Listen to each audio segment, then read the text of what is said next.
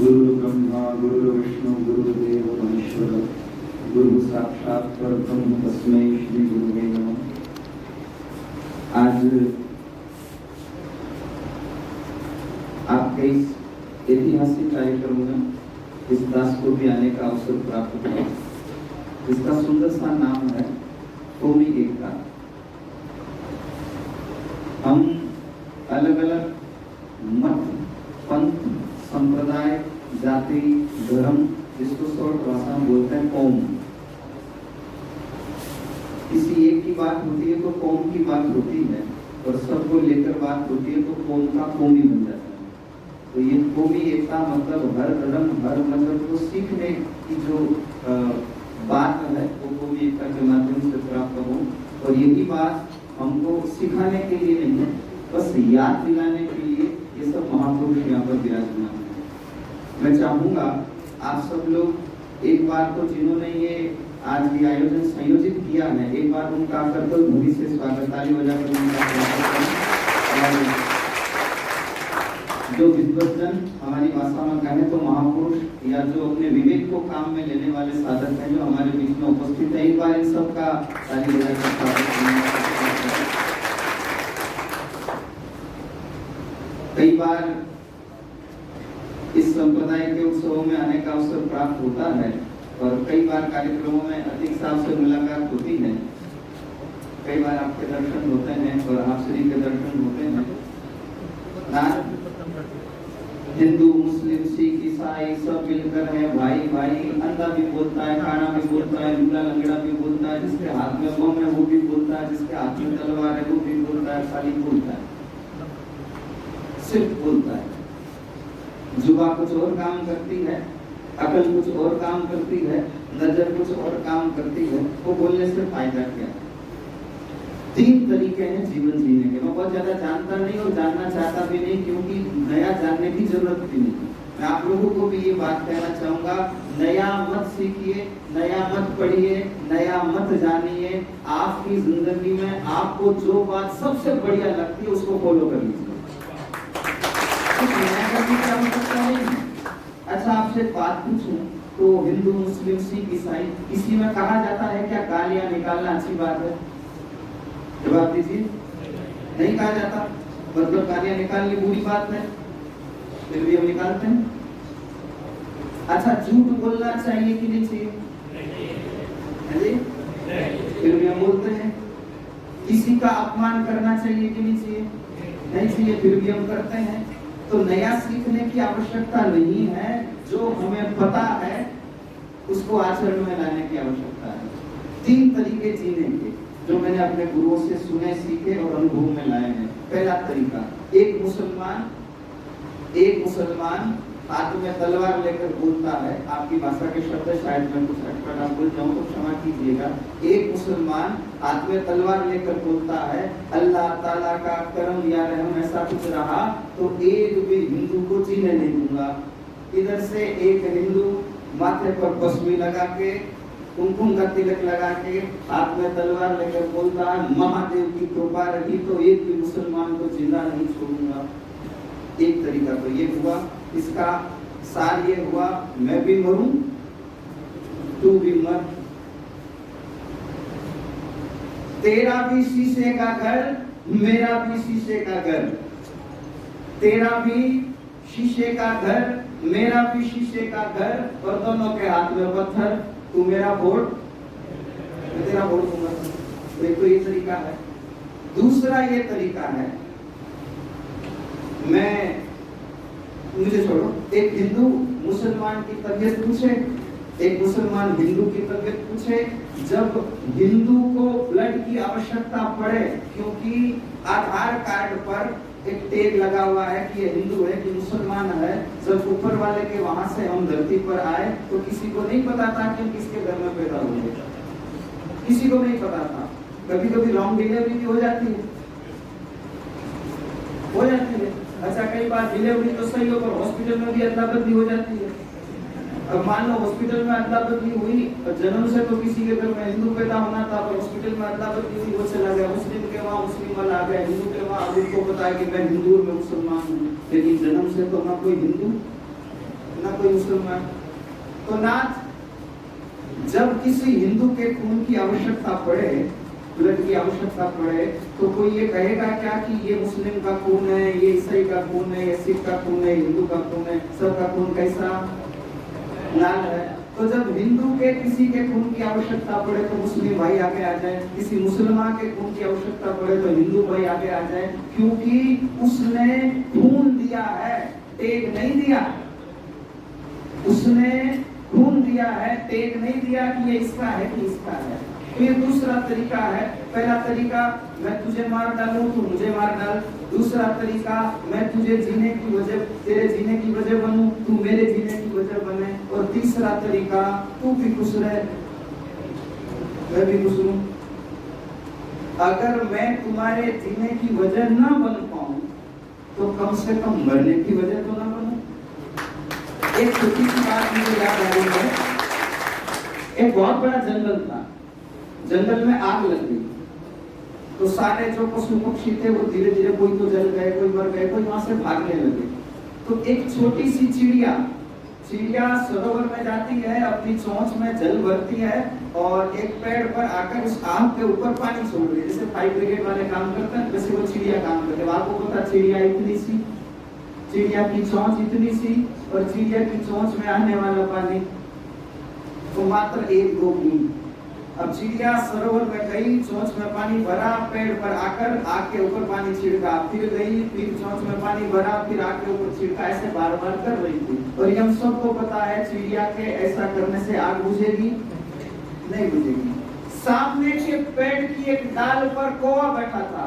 कौवा ने कहा, ए चिड़िया, काहे को परेशान हो रही, तेरे ऐसे करने से आग बुझ जाएगी, काहे को परेशान हो रही है। तो चिड़िया ने कहा, कौवा भाई, मुझे भी पता है मेरा ऐसे करने से आग नहीं बुझेगी। तो जब तुझे पता है तो फिर काहे को तकलीफ उठा रही है, काहे को परेशान हो रही है, लगने दे, आग चलने दे। तो उस चिड़िया का जवाब सुनिएगा, हो सके तो अपने अंदर उठाइएगा।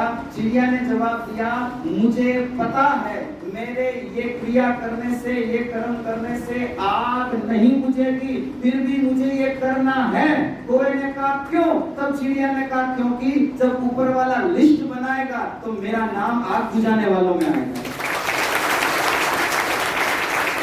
हमसे पहले जो महापुरुष बता रहे थे, आपने शिक्षा पर बहुत अच्छा कहा, शिक्षा पर बहुत अच्छा कहा।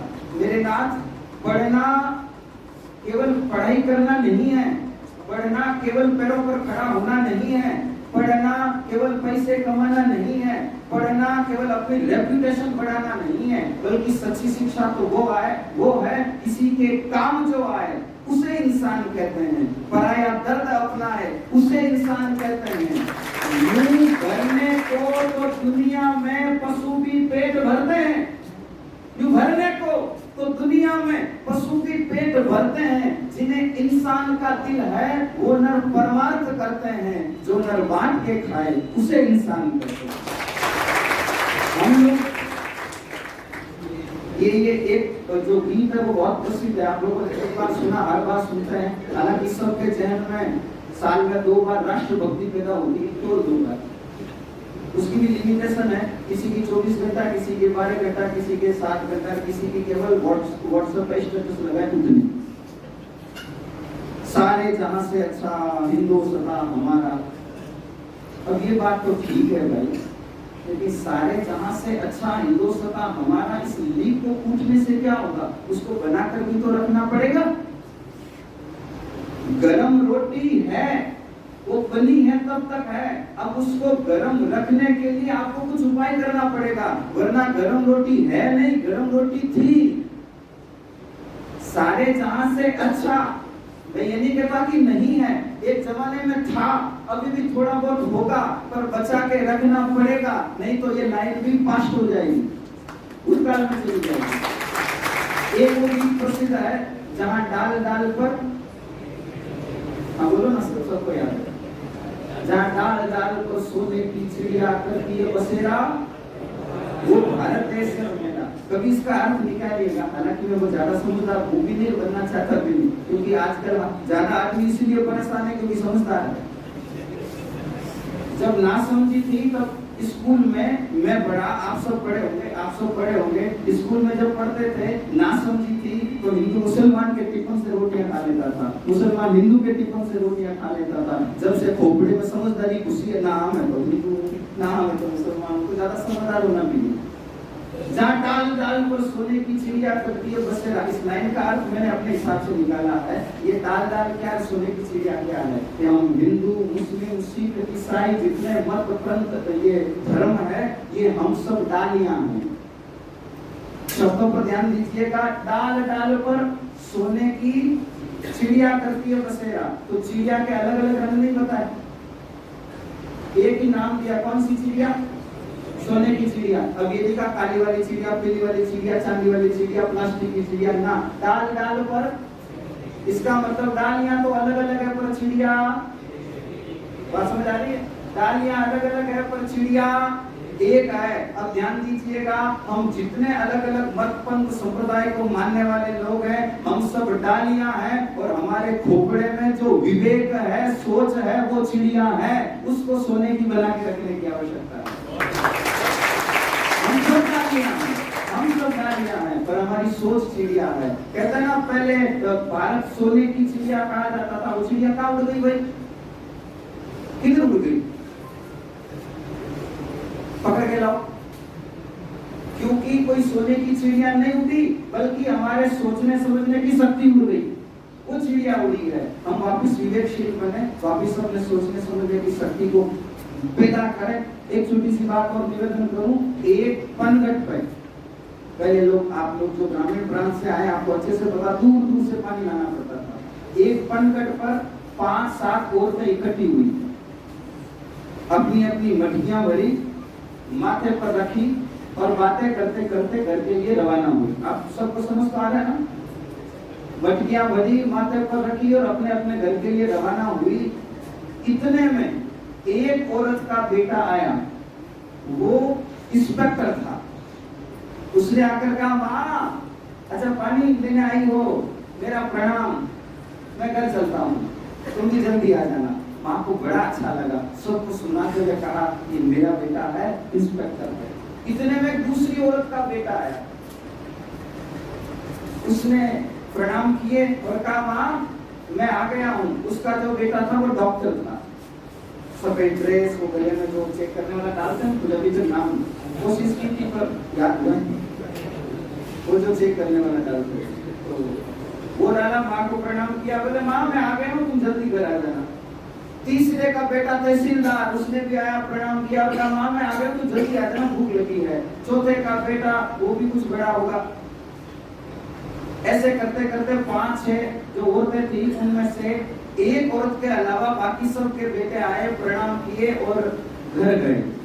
तो बाकी सब ने उस जो बची औरत थी उसके सामने देखा और कहा, देखा हमने अपने बच्चों को इतना बड़ा बनाया है, किसी का डॉक्टर है, किसी का इंजीनियर है, किसी का तहसीलदार है, किसी का इंस्पेक्टर है, ये है वो है वो है। इतने में वो जो सबसे आखिरी औरत बची थी, उसका बेटा आया।